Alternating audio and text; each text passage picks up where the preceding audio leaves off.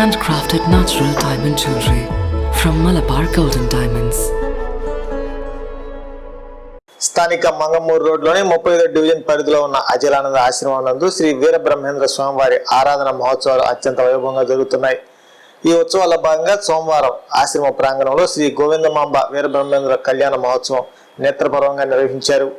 ఈ ఆధ్యాత్మిక కార్యక్రమానికి ఒంగోలు శాసనసభ్యులు దామచర్ల జనార్దన్ ముఖ్య అతిథిగా ఇచ్చేసి ప్రత్యేక పూజలు నిర్వహించారు.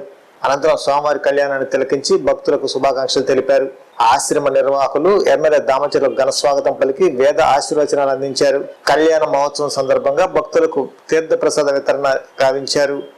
మంగళ వాయిద్యాలు, వేద మంత్రోచ్చరాల మధ్య ఆశ్రమ ప్రాంతం ఆధ్యాత్మిక శోభతో నిండిపోయింది. ఈ కార్యక్రమంలో ఆశ్రమ కమిటీ సభ్యులు, స్థానిక నాయకులు మరియు పెద్ద సంఖ్యలో భక్తులు పాల్గొని కార్యక్రమాన్ని విజయవంతం చేశారు.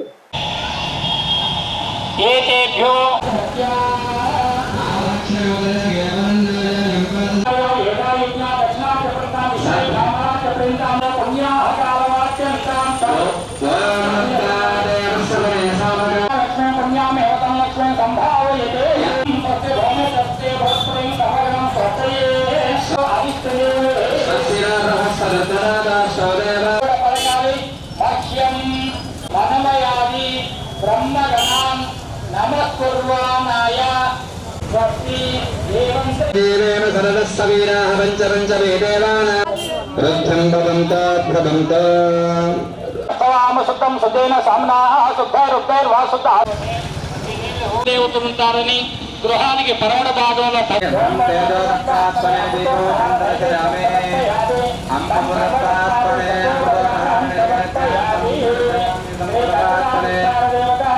పుష్పాలు కూడా సమర్పించండి. ఓం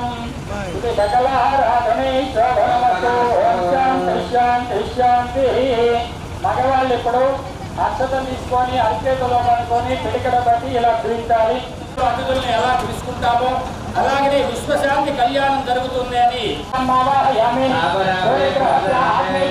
సంకట సాకారమనే చంద్రగ్రహ దేవతాన్మావాహయామి దక్షిణ దిక్పాగే త్రికోణాకారమనే అంగారగ్రహ దేవతాన్మావాహయామి ఉత్తర దిక్పాగే దేశచతురస్రాకారమణలే స్థానాకారమణలే ముగ్రహ దేవతాన్మావాహయామి ఉత్తర దిక్పాగే దేశచతురస్రాకారమణలే శరకరామ్యోపరి బృహస్పతి గ్రహం దేవతాన్మావాహయామి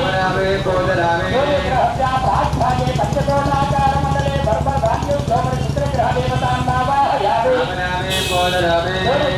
పశ్చిమదిక్పాగే దదరాకారమణలే రామ్యోపరి శని జనగ్రహ దేవతాన్మావాహయామి.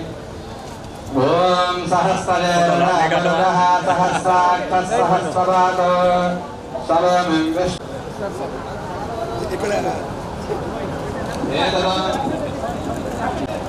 ఏ ఇద్దా దండ దండ దండ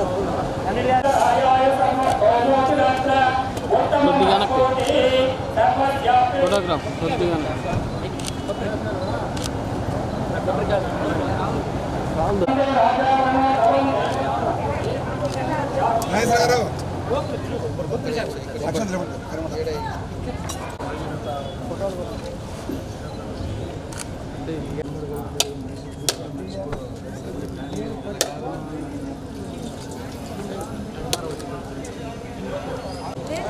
బైక్ రండి.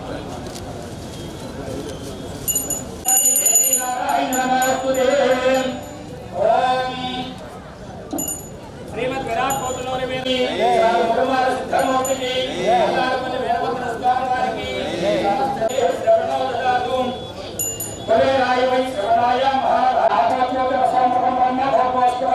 ఈశాన్ సర్వం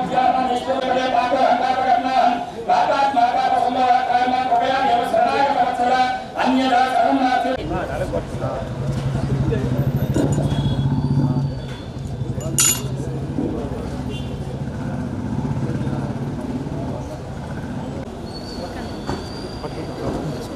లోకల్ తీసుకురా లోపలికి వెళ్తున్నా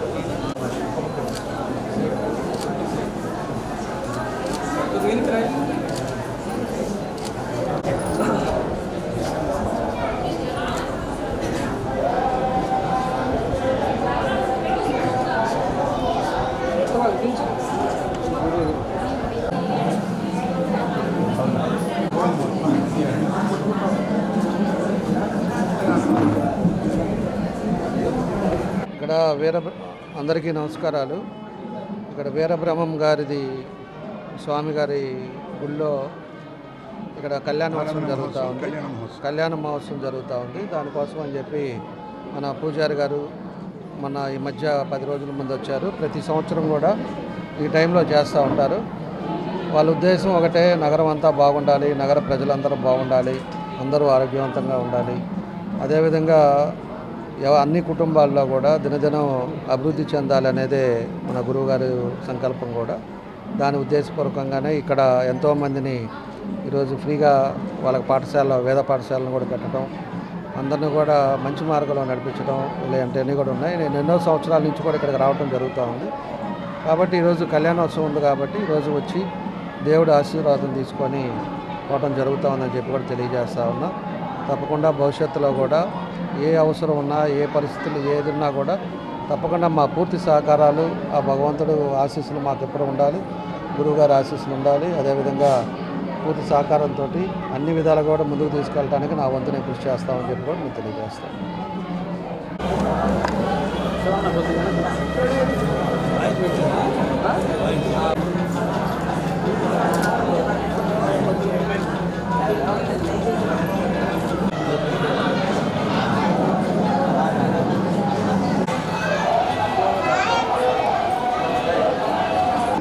శ్రీ వీరబ్రహ్మేంద్ర స్వామివారు తపో సమాధిలో ప్రవేశించిన పరమ పవిత్ర దినం నిన్నటి దినం. ఈరోజు మన యొక్క అచలానందాశ్రమంలో నిన్న ఆరాధన కార్యక్రమం జరిపాం. ఈరోజు గోవిందమాంబ వీరబ్రహ్మేంద్ర కళ్యాణం ఇప్పుడు జరుగుతున్నది. అమ్మవారిలో కళ్యాణం జరుగుతున్నది. ఈ సందర్భంగా మన ఒంగోలు శాసనసభ్యులు దామచర్ల జనార్దనరావు గారు కూడా వచ్చి అక్షంతల నుంచి ఆశీర్వచనం తీసుకుని వెళ్ళారు. లోక కళ్యాణం కోసం ఈ కార్యక్రమం చేస్తున్నాం. అందరూ బాగుండాలి, ఆయుష్, ఆరోగ్యం, ఐశ్వర్యం, భోగభాగ్యాలు, సుఖ సంతోషాలని, సకాలంలో వర్షాలు పంటలు పండాలి, రైతులు బాగుండాలి, అన్ని వర్గాలు బాగుండాలి, వ్యాపారస్తులకు వ్యాపారాలు, ఎవరు ఏ వృత్తి చేస్తున్నారో ఆ వృత్తులన్నీ బాగుండాలి, అందరికీ అన్నీ బాగుండాలి. ఈ కళ్యాణం దేని చేస్తున్నాం అంటే లోక కళ్యాణం కోసం చేస్తున్నాం. ఆశ్రమం యొక్క ప్రయోజనం కాదు, లోక కళ్యాణం. అందరూ బాగుంటే మనం బాగున్నట్లే. అందుచేత ఒక లోక కళ్యాణం కోసం ఈ యొక్క కార్యక్రమం చేస్తున్నాం. పురోహితుల యొక్క ఆధ్వర్యంలో అద్భుతంగా కళ్యాణం జరుగుతున్నది. ఈ కార్యక్రమాలు అందరూ పాల్గొనండి. నేను అడిగిన సామూహిక అన్నదానం జరిగింది. ఇప్పుడు కూడా 12:30 నుండి సామూహిక అన్నదానం జరుగుతుంది. సాయంకాలం 6:30 గంటల నుండి నగరోత్సవం, గోవిందమాంబ వీరబ్రహ్మేంద్ర కళ్యాణమూర్తుల నగరోత్సవం జరుగుతుంది. ఈ కార్యక్రమాల్లో భక్తులందరూ పాల్గొనండి. విశ్వరాట్ భగవానుడు వీరబ్రహ్మేంద్ర స్వామి నన్ను ఆశ్రయించిన వాడి సకల కోరికలు తీరుస్తానని ఆయన కాలజ్ఞానం చెప్పుకున్నాడు. అస్మదివ్య నామ పఠనాపరులే ఆనందాన్ని ఉండేరన్నాడు. అంటే నా నామం ఎవరు చేస్తూ ఉంటారో వాళ్ళకి ఆనందం అంటే ఏ కష్టం లేకుండా, ఏ సమస్య లేకుండా, ఏ కొరత లేకుండా ఉంటారని చెప్పి ఆయన కాలజ్ఞానం చెప్పుకున్నాడు. నేను ఒక పుష్పం ఇచ్చిన జోడు పుష్పం అని చెప్పాడు.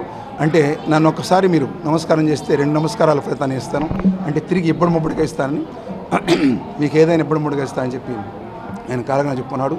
విశ్వాసంతో కలవండి, ప్రతిఫలంతో కలుస్తానని చెప్పి మరో వాక్యంలో చెప్పాడు. అంటే నన్ను విశ్వాసంతో నమ్ముకోండి, మీ కుటుంబ బాధ్యతలు, మీ జీవన బాధ్యతలు, మీ వృత్తులు, ప్రవృత్తులన్నీ నేను చూసుకుంటాను, అన్నీ అద్భుతంగా ఉండేట్లు మీ జీవితాన్ని బ్రహ్మాండంగా నడిపిస్తానని చెప్పాడు. అందులో అందరూ స్వామివారిని ఆశ్రయించండి, వారి అనుగ్రహాన్ని పొందండి, మీ కుటుంబాలు దివ్యంగా భయంగా ముందు నడిపించుకోండి. స్వామివారి అనుగ్రహాన్ని అందరూ పొందండి. పేద మరియు మధ్యతరగతి